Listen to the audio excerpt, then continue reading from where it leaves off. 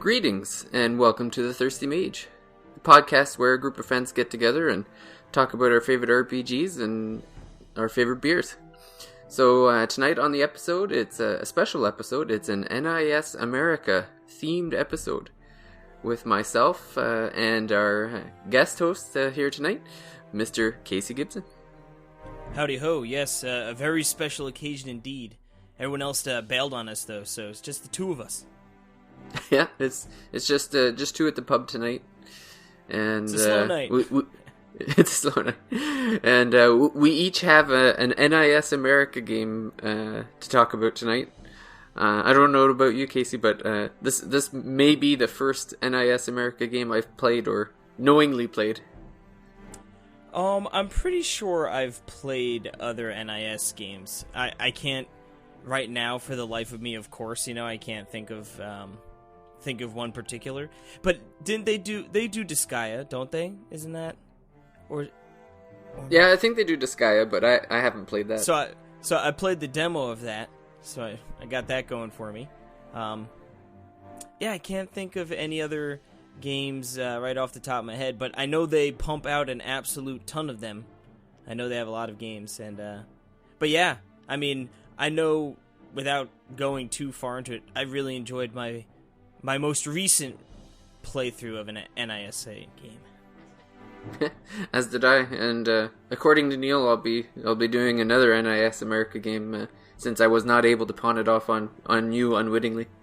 Yeah, on anyone else. I tell you what, yeah, I was I don't RPGs, like reviewing RPGs, just like when they're so long and they give you like no time, I feel bad because like you want to hit that like embargo date, but I also want to beat the game, or at least be like towards like the end boss where it's like I've seen 95%. So then when we got this game like a month early, and I was like, okay, I can live with that. That shouldn't be too hard to hit. Yeah, it's always good when the dev. That's what I was gonna say. It's good when the dev throws us a bone, eh? So nice. Yeah. So, well, before we get into the games, maybe we'll just discuss that. I'm gonna go ahead and assume some aqua on your end. Yep. We're going with good old water tonight. I did do some drinking this past weekend though, which is a rare occurrence for me these days. Nothing too fancy, I guess. I think we just some good old-fashioned Coors Light Friday night, among a bunch of shots of like tequila and stuff. Oh God help me! And then at the wedding itself, I was at a wedding. I was like, you know what? I can't do another night of beer, so I had tequila lemonades for all night, and let's just say I had a good time. Yeah, I don't know. It's weddings and tequila just seem to go together. I was at a wedding a couple years ago for a friend, and we had drank so much tequila that when we went back for more near the end of the night, the bartender had notified us that we had drank them dry of tequila. Yeah, I think we had I don't really drink liquor too much, so it's like other people are bringing in. They got a bottle of like Patron or something, and yeah, polished that off in the first night. Oh God. You know what? And I'd always had like horror stories about it, and like in my mind I was like, oh, tequila's probably disgusting. But it really wasn't that bad. But I guess that's why it's dangerous, right? That's right. Well, that's the thing is you find after the first couple you stop counting after a while, so it can go down quick. Especially when you mix it with lemonade and it just doesn't taste like anything.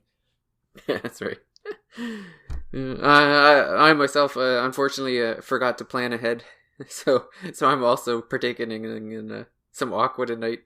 Oh, but, this might be your first Mage without an alcoholic beverage to enjoy. I know. Well, I think the quality of my discussion might suffer because of it, but This guy's he can't talk a lick. that's right. But I also partake in some beer on the weekend though. So I was at my favorite pub, my Editown pub, and The road pub. yeah, and they have a flight, so I'm able to choose 4 different beers, and one of my favorites I'll talk about now, just because I know it's readily available, is Rodenbach Grand Cru. It's a very dark red ale from Belgium, and it's aged in oak barrels, so it's got a bit of a sweet and sourness to it, and it's 99% rated on ratebeer.com. So it's I'm not the only one who enjoys it. So if you haven't had that before, and you're looking for a flavorful beer, I highly recommend it. That's the one to go with, and I'm pretty sure it's like, I'm sure you might have to look a little bit for it, but I think as Belgian beers go, it's one of the easier ones to find, I think. Yeah, go to one of those, sort of craft stores that import or, get them all in there. Yeah, I'd imagine they would have some in a store like that. It's you won't have to order directly from the Abbey out in Belgium. I think I think they're in stores. You should be able to find it if you try hard. I like mine straight from the source. That's right. Throw it on the plane. Yep. Not boat. Yeah, that's right. It's 6 months to get your 6-pack, Well, it just ages all the better, 6 months on ice. Yep. Cool. Alrighty. Well, if Casey, if you want to start us off with your NIS America game. Sure. I've been playing Ys 8 Lacrimosa of Dana.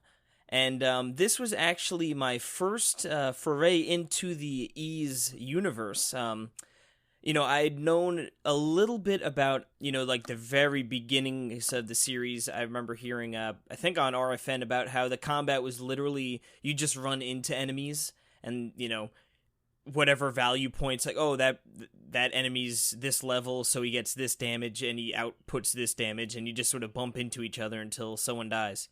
And, I was figuring, obviously, 8 iterations later and nearly 2 decades, that the combat would be quite a bit different in this game.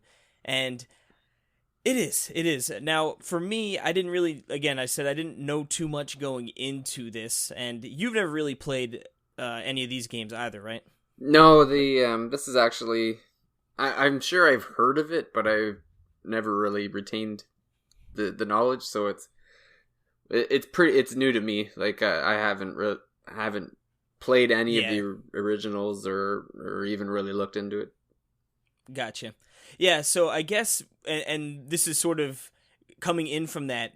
So as the story starts, you are on this ship. You are taking control of Adol, who is an adventurer, and they sort of they riff off that, because it's like, oh, like, what's that mean? Like, okay. And he's got like his companion Dogi, which is the best name of all time, spelled Dogi. And you are on the Lombardia, which is this ship, and you're setting sail for your next adventure. And essentially, you're going through, and you can sort of explore the boat, and that sort of gives you like a little introduction of just sort of like what's going on, And you go talk to some people, and you meet the captain, and you meet a couple people on there, and you sort of get like a little wind of this island. I'm blanking on the name now, and I probably should have just looked it up. But I don't think it's one of those names that I probably would just butcher trying to pronounce anyway. But this island is sort of cursed, and it's sort of known like, oh, if you get on that island, there's no way off, So, you sort of learn a little bit about that. And the next thing you know, your ship is under attack by this big, like, octopus tentacle looking thing. The cutscene is sort of like this big, long, like, extremity comes and slams on the, the deck, and eventually you end up crashing, and you wake up upon this island, and you don't know really what's going on. You're like, okay. And you do a little exploring, and you find out you're actually stuck on this cursed island. And you quickly find the captain and a couple other castaways. You find Dogi. And it's like, okay, let's sort of group together. Let's make a little home base. Let's find an area. And then we're going to branch out and try and find more castaways. And, like, that's going to be our main objective for right now, So in the beginning of the game, it's very much... You're going sort of, let me go check out the east side from this little village that we've selected. And you go, and there's someone over there, and they come back to the village. Then it's like, hey, we haven't checked south now. So it's a little bit of just like, hey, go here and see if someone's over there. And you hope that someone is, because I know something that sort of grinded your gears early on was like the, hey, go over here. And then there was like nobody over there for you to find. That's right. Yeah, or the you were mentioning that like you start the game on the ship, and I remember one of the quests was like, go find this thing, and I was like looking everywhere, and then I think the eventual answer was, oh well, that thing you're looking for is actually gone, so but now go do this. Just kidding. Yeah, we just wanted you to search every square inch of this ship first. Got that loser. Yeah. Wasting his time. But yeah, so in the beginning, with one of the complaints of this game for me is that the pacing early on is a little bit slow. Like it takes a couple hours to really sort of get in the swing of things where it becomes like really fun. But as far as the story goes, so you're on the island and you sort of branch out and you start finding more people. Then sort of some mysteries. Like, I don't want to go too deep into any spoilers here. I might talk a little bit about, like, very, very light, loose spoilers, but, so if you are weary of that. But, you're on the island, you're finding people, and then sort of some things brush up within, between castaways, and you're like, okay, like, oh, that's sort of interesting. And then it's like, is that where the plot of this game's gonna go? And then it's like, maybe it is, maybe it isn't. And then eventually you start getting these flashbacks when Adol goes to, like, when they rest at night, of this maiden from what presumably is a long time ago, but it's very sort of, it's purposely obtuse. Like, in the beginning, like, the first dream you're going to see is very short, very sort of fragmented, and you're sort of like, what is that? Like, obviously, like, you presume, like, oh, that's Donna, from the title of the game, but you don't really know what's going on, and as you progress through the game, the dreams become a little more clear, and then you can sort of see, like, oh, okay, like, this is what the dynamic of the game's going to be, and like I said, I don't want to go too much further, because I thought it was interesting to sort of see how that all came to fruition, so I don't want to spoil that, but, like I said, as far as the story is, early on a little slow, but then eventually it starts picking up, and I thought it was very interesting, as I progressed throughout the end of the game. And the characters, are interesting, and how they interact with one another. I thought, like, it felt like a good cast of people, and, you felt like you cared for them by the end of the game.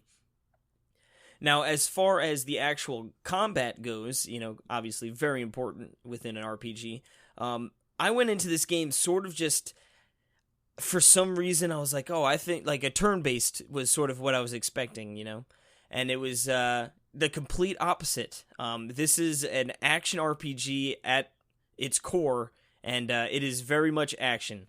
So, there are no random enemies out in the field. You see everyone, you could run up to them, attack them, and unlike Xenoblade, when you sort of engage with an enemy, they sort of like corner off that circle around you, like this is the battlefield, This game doesn't do that. So you could literally run up, start attacking people, more monsters can join in, you could run away, without any really penalty, like some do shoot like projectiles and stuff, so it'll, if you're dying, it could not automatically mean you're going to get away, but it's just very fast-paced to get in and out of combat, which is nice. And combat itself is done by pressing A, so you just you smash A, and that's sort of your auto attack. And, if you hit it a couple times in a row, it does like a little combo. And as you're attacking, you build up SP, which is the blood, the lifeline of this battle system. Because you're going to get a lot of SP, and you're going to spend a lot of SP. Because you're going to be spamming your abilities like crazy in this game. Because it's just like, that's how it works. It's just, the game promotes, like, they don't want you to hoard SP for a special occasion or anything. And, like, that's sort of how I went into it early on. Where it'd be like, well, I don't want to, use these abilities too much, because you sort of, like, I feel like, or at least my mindset with an RPG is generally like, these are sort of a special, limited use item, you know what I mean, or ability, where you don't want to just spend everything and then find yourself with no magic or anything to sort of get out of a sticky situation. Mm-hmm. But this game, no, you just spam if you have SP, you better be using it, Just go to town.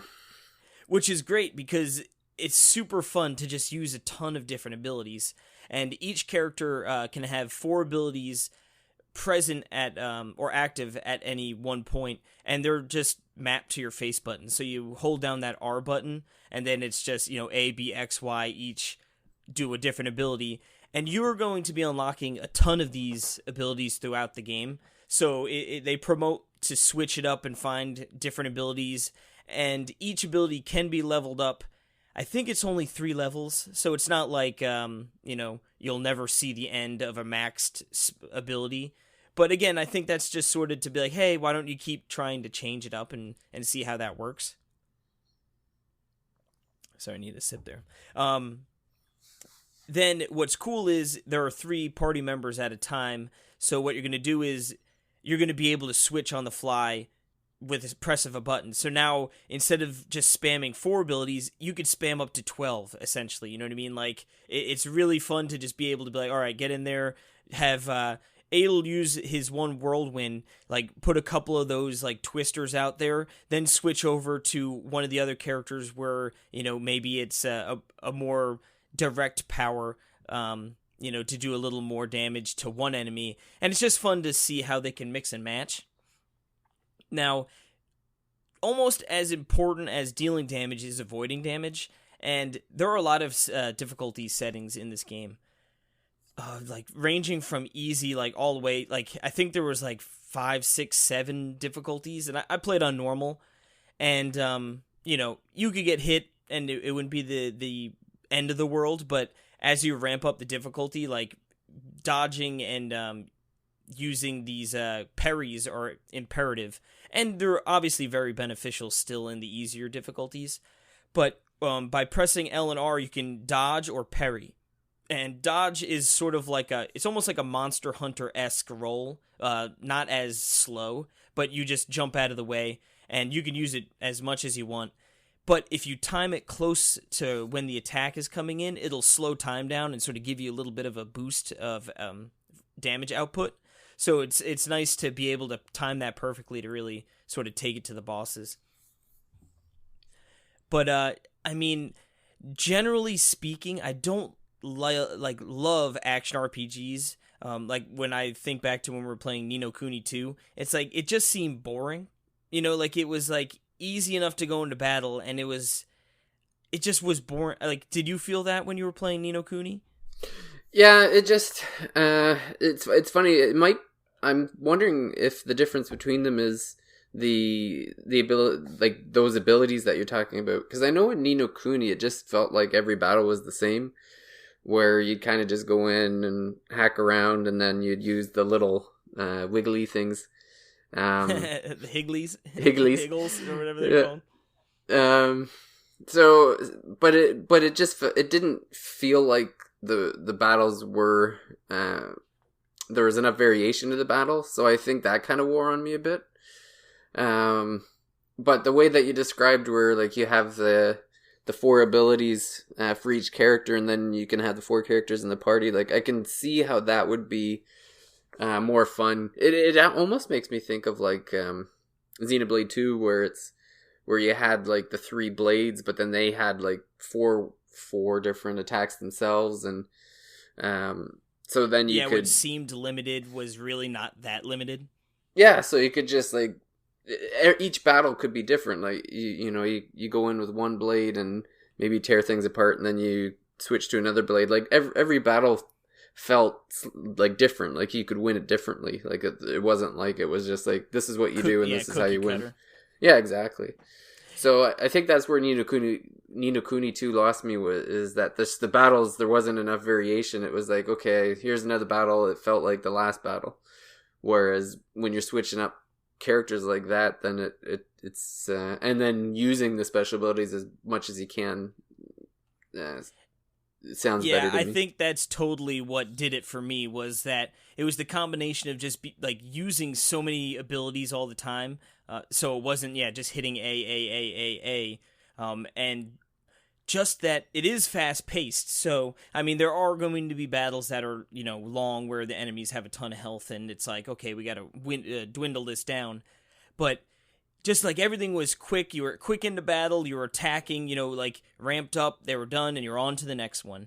And it just felt really good to me. And like I said, generally, action RPGs, I would prefer the turn-based, so that this is sort of like, I'm wondering now, I think I'll be more excited going into the next game I play with like an action play style, with hopes that maybe just the ones I had played in the past, were sort of the outliers instead of, this being the outlier in a good way. But just another element to sort of keep it fresh a little bit are something called raids that pop up randomly, and there are a few story raids that you have to do, and then there are a bunch of random ones that you don't necessarily have to come back to base if you don't want to. But these are just like waves of enemy. It'll be a raid, your base is being attacked, you got to go protect it. So you go there, and it's like, oh, here are 3 waves of enemies. Take out the enemies before, and like don't let them destroy the gate into the town. So it's like just sort of like a little, not a boss rush in the sense that they're all bosses, but just like 3 waves of enemies. Usually there's a couple of really difficult enemies peppered in there. And it's sort of cool because you can actually fortify your base, and you can put like traps or like bait so they go over to that instead of your gate, and then you can sort of attack them.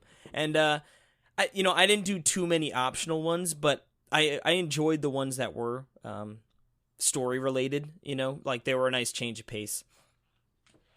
Now, sort of moving away from, I was just gonna say it sounds like it's a good, like, just a little, not a huge change to the gameplay, but enough just to kind of refresh you. Yeah, exactly. And again, it's like it's similar, but it's similar to get in there and play, but like the objective's a little different. And it was, like I said, a nice touch, and I liked that they were not all mandatory. Mm-hmm. But I guess now, sort of moving into the actual world itself, and just sort of the things you could do within it. The world it's not a completely open world game. There are going to be just different areas you go to that are like, here they are, go explore them. And, there are some branching paths for sure. But you're going to run into areas that are locked behind, like literally locked behind a gate. And it says, oh, like, what's this over here? It's a bunch of rocks fell. You need 11 castaways to be able to move this, And it's like, oh, I only have 7. So this must mean like, oh, this will probably be somewhere I need to go later in the game. You know what I mean? So like they sort of gate it a little bit like that, which I didn't hate, but it is a little annoying. We're like, gotta come back at some point. It's like a big tease. Yep, those sons of guns. But that sort of promotes like the exploration. Like, hey, keep exploring, keep trying to find more castaways. Then you could explore more, And exploring is great because the world really is great to look at. I think it's beautiful. There are a lot of times where it's just like, oh wow, like let me hit a couple screenshots here, and they have that Xenoblade 2 where you find like the special spots, and they sort of make like oh, you discovered a really nice, like a special location, and they give you a nice little pan of the area, and it's marked on your map. And usually these are accompanied by materials. Like, for instance, in the one cave, it was like a big, beautiful mine, and I forgot what it was, something of vein, like a earth's vein or something, and it looked cool. But around the base of it was like 6 different mines little areas where you could mine some ore and materials that way. And the best thing about this game is that there are no dumb freaking field, what were they called? Field abilities or whatever, you know? It's like, oh yeah, oh god. It's like you see a flower that like can be harvested, just hit it with your sword and 3 little flowers explode out of it and you pick them up instantly, you know? Yeah. Or like same with the mines or or like a tree, the wood. It's like you just hit it with your sword and then like little materials pop out and then you run by them and it picks it up. It's like, oh, it's beautiful. I hate when it's like, nope, you need to bust out your pickaxe and you got to hack at it for a minute. You know, it's like, just, like this game is very quick and to the point, I've noticed, with that kind of stuff. And I guess using those materials, you can go back to town. And what's cool is, again, obviously you're on a deserted island here. There's not going to be materials set, like literal, oh, here's some swords and axes for you to pick up, you know. You're going to have to craft them. And luckily one of the castaways you get early on is a blacksmith. Thank goodness. Mm-hmm. And then you just bring her materials and she, you know, doesn't ask for any money. It's just literally like, hey, bring the materials, I'll craft it. And I thought that was a cool touch to sort of, you know, make it like, all right, we're all sort of stuck here and like we're out there battling and putting, like, that's how we're contributing. And then you've got the people at home sort of like, hey, like, I'm a blacksmith, just bring me the materials and I'll, you know, I'll chip in my way by making you guys weapons or an armor. And like there's a doctor who can brew up potions, which is nice too. So because you find bottles around, and like I said, it's not crazy crafting, but there is quite a bit of it, you know, with crafting the gear and cooking food that give you different buffs and stuff. And then I guess to sort of round us out here, been going on about this game for quite some time, I feel like, is just how great the game looks for the most part. In handheld, I did notice it didn't look as nice as docked mode, and like there were some times when like textures would look a little funny from afar. You know, it's like when you go to like Xenoblade 2, it's like everything's very polished and looks really nice. Like I know it had some frame rate issues, but like visually at least, you know, like it looked really nice. This game is like just missing a little bit. Like it still looks nice, but it doesn't have that nice round polish to it that Xenoblade does. But the music is absolutely incredible. This is like one of the best soundtracks I've heard in quite some time, and it just was. It always seemed like the area you were exploring was like they had the perfect music to go alongside it, you know. And then I'm just trying to think any last things. I know I touched the slow start. I'm trying to think of the negative things here. It does have a confusing map, which I feel like is sort of almost like a requirement for these big RPGs nowadays. It seems like the maps are always sort of tricky. Yeah. And devs are probably like, they'll figure it out. Yeah. Well, when they're running around, they'll, you know, sort of make their own map in their head. They won't even need ours. Yeah. But there's bouncing around. You find these crystals as you're exploring, and you could fast travel with those, which is nice. But what's annoying is that, all right, like I'll see on the map where I need to go to get to the objective, and I like try and find out which fast travel option is the closest. And it's like, oh, all right, that looks like the closest one. So you click to that, and it's like, well, like on the zoomed out portion of the map, I was like literally right next to it, you know? And now when I've teleported to that area and now I'm like within like the sub map, you know, where it's a little more detailed, it's like, actually, I'm really not that close at all. And it's like, well, which way do I need to move exactly? And it's just a little confusing. And there were definitely times in the earlier part of the games where I'd be like running around like an idiot for like 15 minutes, like trying to find out what to do. It is alleviated a little bit later because you get an ability to sort of fast travel to more precise locations, which definitely helps out.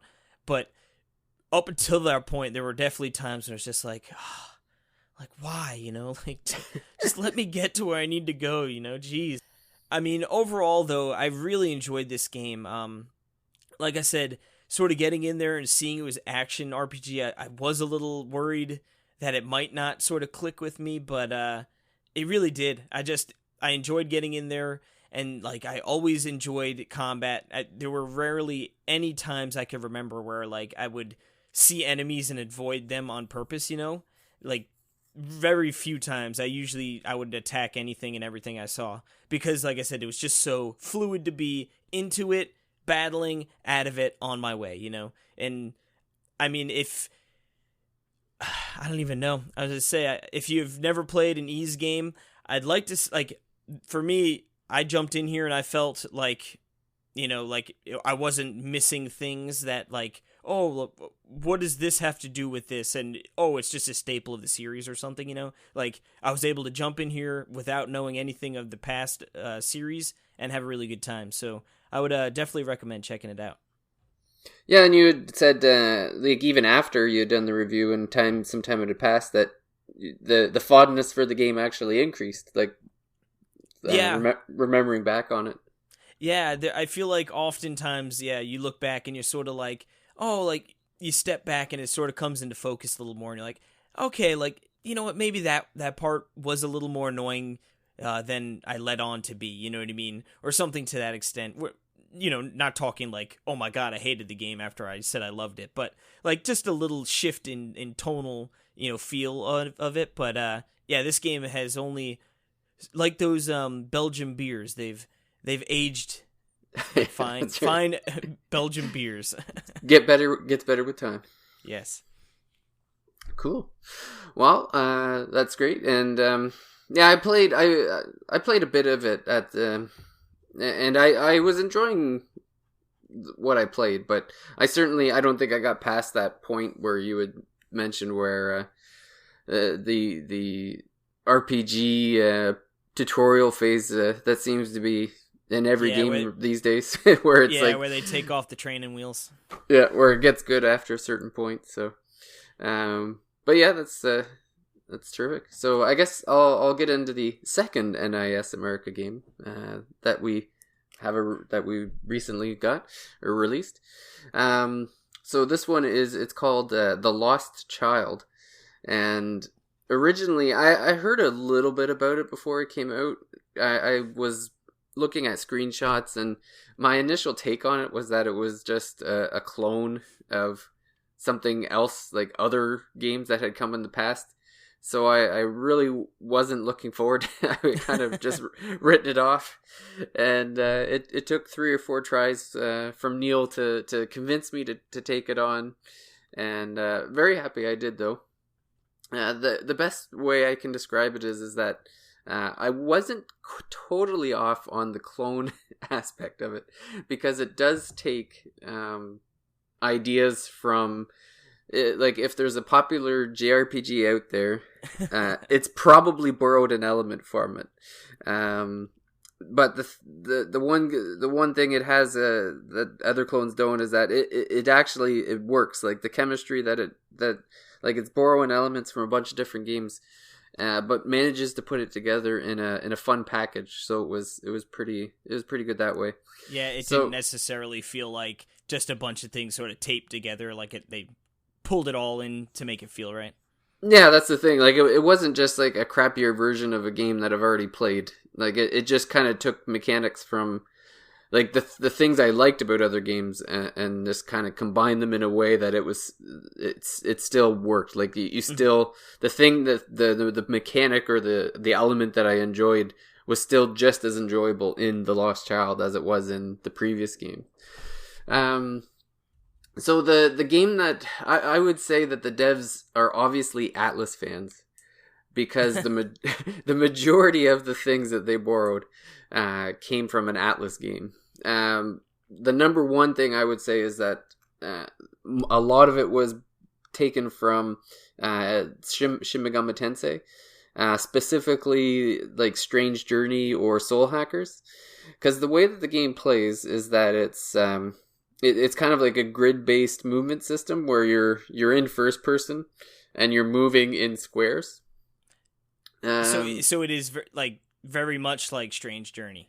Yeah, like it's essentially like it could have been the engine from Strange Journey. Okay. Yep.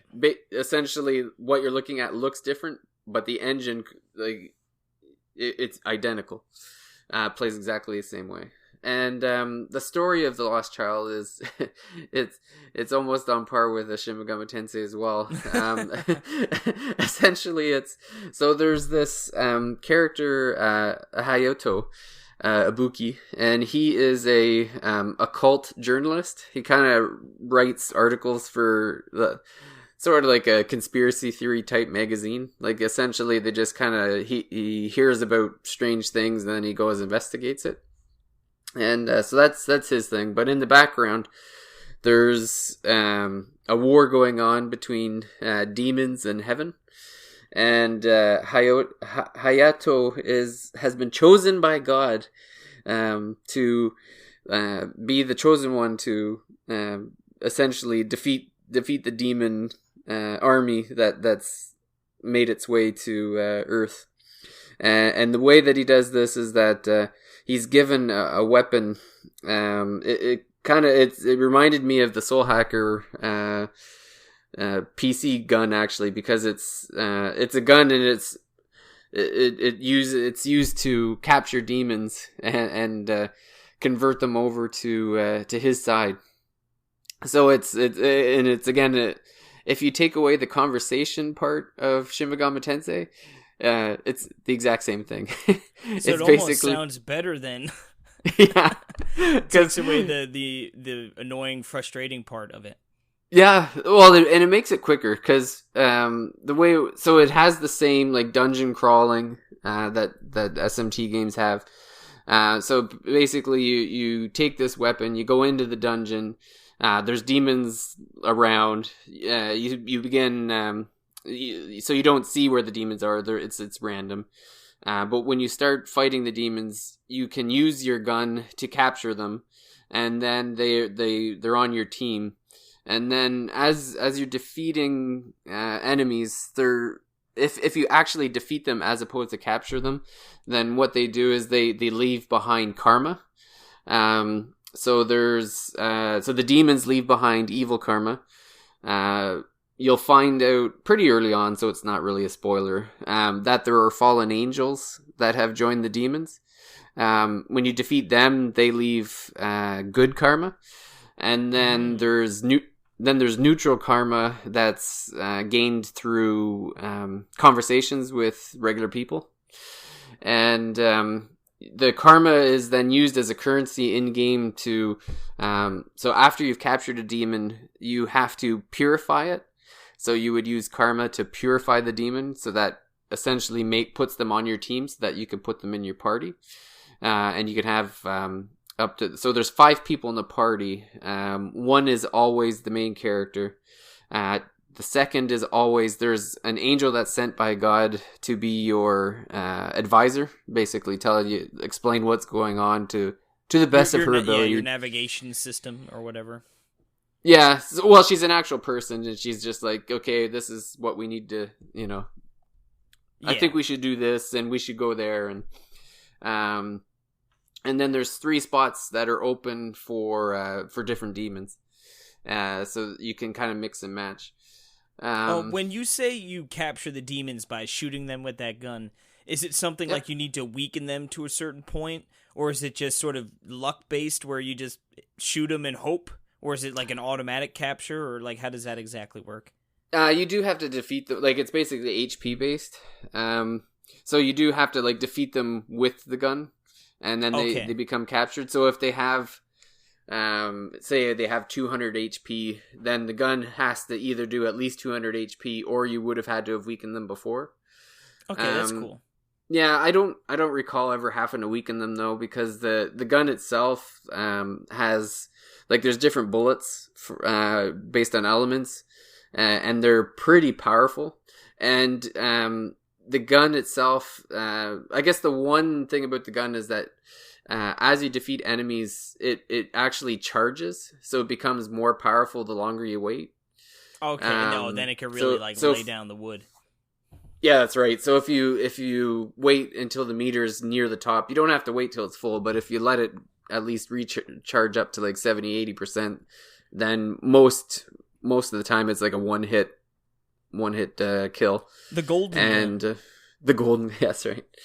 So so basically, like, each demon type you can capture, and then you have it for good. If your demon's ever defeated, then you just have to purify it again to put it back into your party.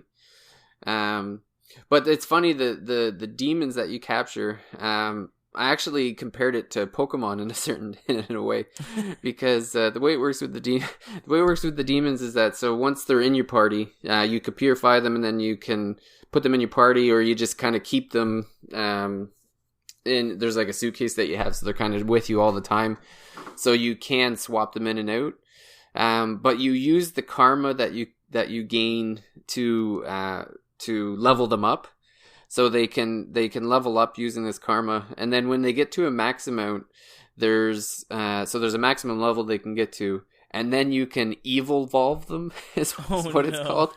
So essentially, you can evolve them into a new into a new type. The one example I had was, there was this one guy, and he looked like a human. He was like a demon in a human form, and he looked like a knight, like Cecil from Final Fantasy, like a dragoon. He kind of looked like that. Yep. And so he's like suit of armor and everything. And so I got him to level 25, and then there's this item that will evolve him. And so he evolved, and then when he evolved, he was actually like he lost all of his armor, and he was just wearing like pants and no shirt, and was just ripped. so apparently that was the evolved version of this guy, and I'm like, okay, I guess need no armor anymore, man. No, I'm just going for speed now, baby. So he was. So then what happens is that he goes back down to level 1. So then you have to work him back up. But he's a more powerful version of what he was before. So the way I ended up playing was that I actually, there's like 3 favorites that I had. So I just focused on all 3. So they were pretty super powered by the time I got to the end. I just rolling with these guys. They were just steamrolling everybody. So I was pretty happy with that. But there's a good selection of demons to go through, and so it was pretty neat. And do you know if each demon has like an evolve, or is that only certain demons? No, they all have an evolve. It's just you have to find. It's almost like the Moonstone from Pokemon, where you have to find the item that evolves them. So and you find that in the dungeons. So there's it's the same as in SMT, where there's like the office that he works at is kind of your home base. So you can go back there when you need to recharge your health, and then there's different locations in Tokyo that you can go to, where you'll go and you'll investigate different cases, and then eventually you find the actual dungeons while you're investigating the cases, like the different rumors that are coming up. Mm-hmm. And then so essentially there's like, the angel has there's almost like 2 stories going on, where the Hayoto is kind of doing his own thing, but he's also, so he's like got his cases that he's working on, but they kind of go hand in hand with the war between the angels and the demons.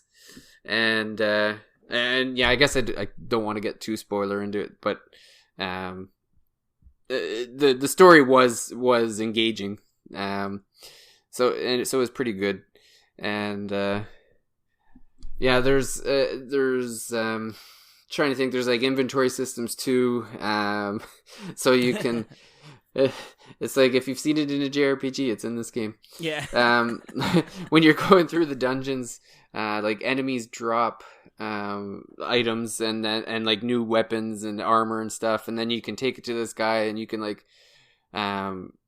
merge armor together to make better armor. And one of the things that I thought was funny, that I don't know if I've seen it before, is that there's chests in the dungeon, but when you find them, it's not just that they open. The way that it works is that there's like a trap system. So like you can, attempt to open it. So there's a meter on each. There's a meter on the left and the meter on the right, and each time you try to open it, there's like an open meter that increases, but there's also traps in the chest, and if the trap meter goes up first, then you don't get the treasure chest, and there's some kind of weakness or like maybe it takes away your health or it like takes away the map for a certain amount of. Yeah, exactly. Oh, yeah. Okay. So it's kind of weird that way. So there's so you have two options. There's like try to open or investigate traps. So you try to you can kind of guess it as what type of trap it is, and then when you try again, if you've guessed that it's the right trap, then the meter for opening fills up quicker. It's kind of weird. Yeah, it sounds sort of strange. Like we got a treasure here, but boy, you got to earn it. Yeah, well, and it's funny too because I think like I probably opened a couple hundred chests, but maybe like 2 actually got me. So it almost seemed like I wouldn't even say it was a waste of time because it got to the point where it was like, okay, there's the chest, and I just like boom boom boom with the A button, and like within 3 seconds it's open, and I'm like, okay, off we go. Yeah, so a speed bump. Yeah.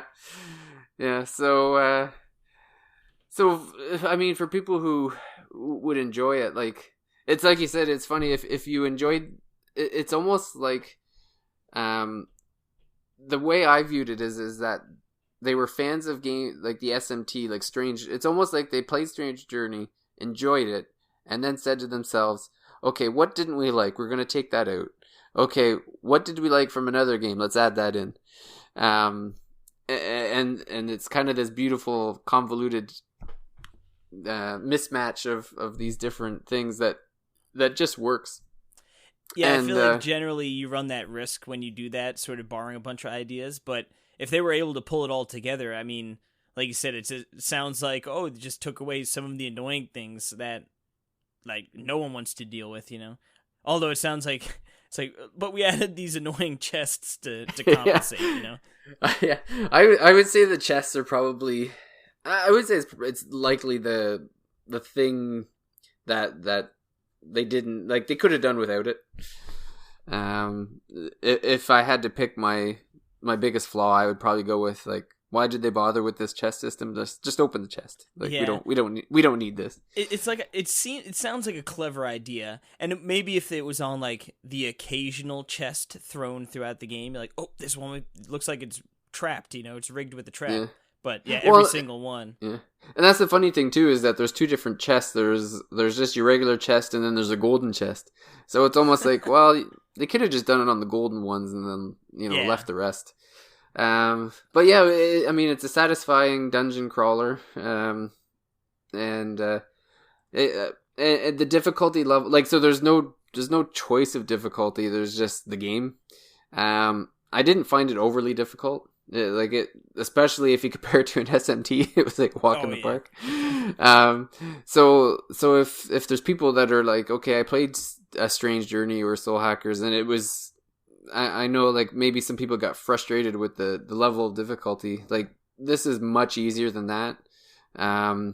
It avoids that whole conversation piece so that you don't have to kind of guess to at random conversations in the hopes of getting it. You can just kind of play. Yeah, no, that sounds like a much better solution to having. Although, I mean, like you said, maybe it gets a little too overpowered by, you know, letting it roll out. But, oh man, that sounds like such a better solution for capturing demons. Yeah. Yeah, and it's, I mean, I personally focused, I'm wondering if a lot of the difficulty feeling easy was just because I focused on just like 3 demons. I was just like, these are my guys. They're just awesome. They have the abilities I like, and I'm just gonna roll with them. So I think if you were spreading out the karma across other ones, it probably like you could make it more difficult on yourself just by spreading out the wealth, I guess you'd say. Mm-hmm. Oh, and the one other neat feature too is that there's a system in which you can actually take abilities from one demon and give them to another. It's not a 1-for-1 swap, because the way it works is that like you can pick one move from one demon, one move to the other, and you're like, okay, I want this move to be on this demon, and you can move it, but but the move that you're swapping it for actually is just like you're erased. So there's a give and take. It's like, okay, I like this guy, but I wish he had this move. And it's like, okay, you can give him that move, but then you've got to sacrifice another. So I thought that was interesting too. So yeah, keep it from them super demons. Yeah, exactly. I'd recommend it. It was a fun. It totally turn based. Like it's your standard JRPG. Traditional. Yeah, it's definitely traditional. But it was a satisfying playthrough, and I was definitely in a mind frame of going in thinking this is not going to be good. So to be completely like, I was turned around. I was like, man, this is actually really fun. Yeah, I remember early on you were like, this game borrows a lot of ideas from other games, and yeah. It seemed like you were sort of in that like, yeah, real hesitant on how you're going to feel about this game. But yeah, I remember I was pleasantly surprised when you, like you said, you sort of did a full 180 there, which is nice. Yeah. And I guess the only other thing that I might caution people to is that the story is kind of corny, and it's like, yeah. It's something you'd expect from a Japanese developer. I guess I'll just leave it like that. Just say it, if you've played Japanese if you play JRPGs and you've run into like the whole heaven and hell sort of dichotomy, then it's like you're getting what what you're expecting is what you're going to get. But just got to embrace that cheese, man. Yeah, it doesn't take away anything from the game, though. It's just like, yeah, it's all right. It's engaging like enough to keep you interested. Where the story. I mean, obviously, I love the combat in there. I feel like that's my go-to reference right now. It's no Xenoblade, but yeah. But yeah, where like you're invested in the story almost as much as you are in the gameplay. But yeah, like you said, sometimes the story just needs to be there to sort of keep that driving force going forward. Yep. Yeah. So it's keeps you interested but you're really there for the gameplay, which is like the dungeon crawling and the demon catching, and that's, to me, that was spot on, and so that I can easily recommend The Lost Child based on that. Boom, there you go. And I guess this is the point where we should say this is not sponsored by NIS America. No, it is not sponsored. They have not given us money. We did get review codes, but we did do the reviews, so. Yeah. So it was more a matter of convenience. We each had a game at the same time, so it was just like, you know what? Let's just have an NIS themed episode, because when's this going to happen again? Yeah, and I know originally we were talking an Ease 3-man podcast with Neil, but obviously he, or I guess maybe not so obvious if people aren't on Twitter and stuff, but he had a little baby, so that sort of took him out of the running, and then David discovered Fortnite, and there went the shots of that, but. Yeah, well, this is the thing on Twitter. I was tweeting a lot the Fortnite videos, and the public spoke, so that's there's no more of that. Well, you know what it is? You were doing it before it was on the Switch, so I feel like it might be met with a more positive outlook nowadays, but yeah. I was too early. Yeah. Yeah. You're the hipster of Fortnite on Nintendo. That's right. If you want Fortnite videos, then hit up my Filtered Gamer Twitter handle, and you'll find them there. I'm not dropping them on the RPG fan base anymore. So yeah, it's filtered for just pure Fortnite. That's right. Until the next obsession comes along. Cool. Well, I think that's going to do it for NIS America Night. Woo! And woo! So if you again, we're on Twitter at the Thirsty Mage, and you can follow myself or Casey as well. a lot of the stuff lately on Twitter is, like I said, it's a little bit of Fortnite brags. Well, don't worry, guys. They're far and few between, at least for me. So it's like maybe once a week you might see a positive Fortnite post. Yeah, but it won't be long. It's some more RPGs are already starting to make their way out. So we got a big one next month. Arguably the biggest one for the Switch all year. I'm trying to think of other RPGs coming out. I mean, Xenoblade, the DLC, but I think Octopath has probably got to be the most anticipated.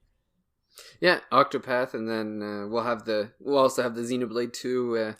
Well, that's September, right? Dude, I cannot wait. It's gonna be Tantel, baby, let's go.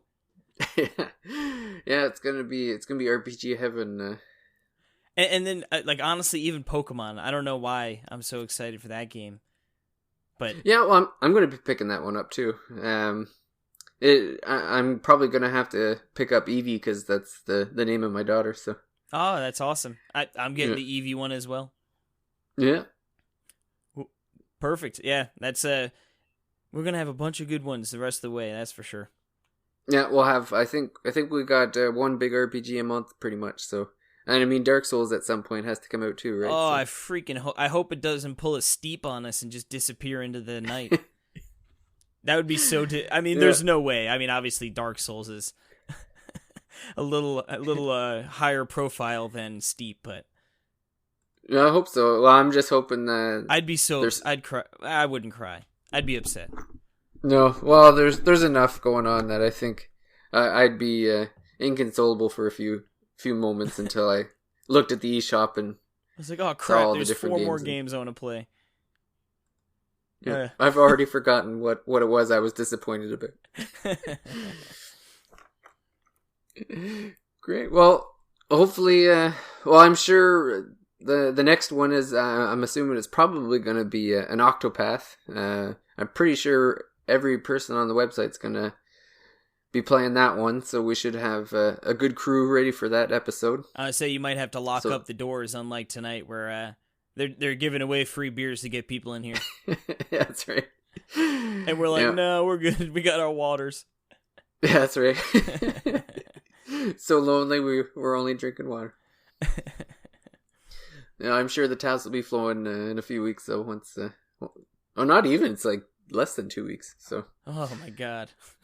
Oh. Time's flying. Cool. All right. Well, we better wrap it up for this episode. I want to thank everybody for listening, and keep an eye out on Twitter for the announcement of the next episode, which will be a review of Octopath Traveler. Yes, sir. I can't wait. Cool. So until then, keep the beer flowing, and we'll talk to you next time. Poodles.